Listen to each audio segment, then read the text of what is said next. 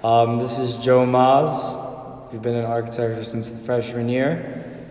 What was the first memory you've had of us together in the studio? I think my first memory of us was second or third day of school.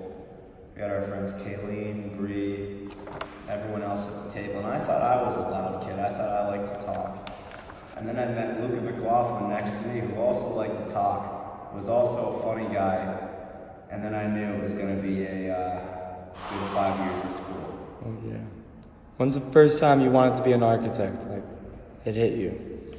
So growing up, I always used to build with wood. I like to cut things. I like to glue things together, make rubber band guns, make just all types of stuff with my hands. And I remember I never really thought about being an architect until my grandmother told me in like 9th or 10th grade that like, you're good with your hands, you like to build things, you like to draw. Why not look into architecture? You like design. So from there on, I figured, gee, I need a job that I can use my hands with, I can draw, and that I can make money with. So ever since then, I always figured architecture might be the way to go. Do you feel that architecture has allowed you to grow?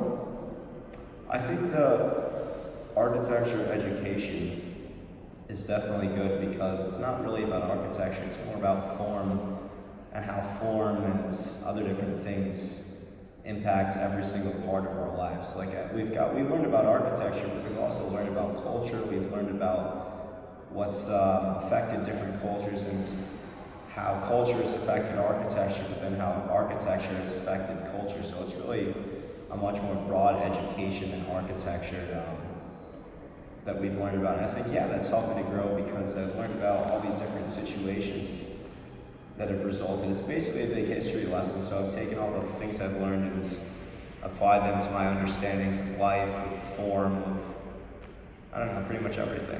So yeah. So what's your favorite theory? My favorite theory? Mm-hmm.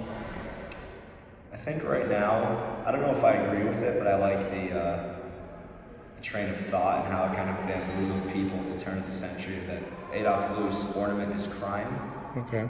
I think that's interesting because his modern architecture was spurred by the movement against like feminism and against ornament and all things like that. And it basically created a quote-unquote modern architecture, but that architecture was just because of his hatred towards ornament.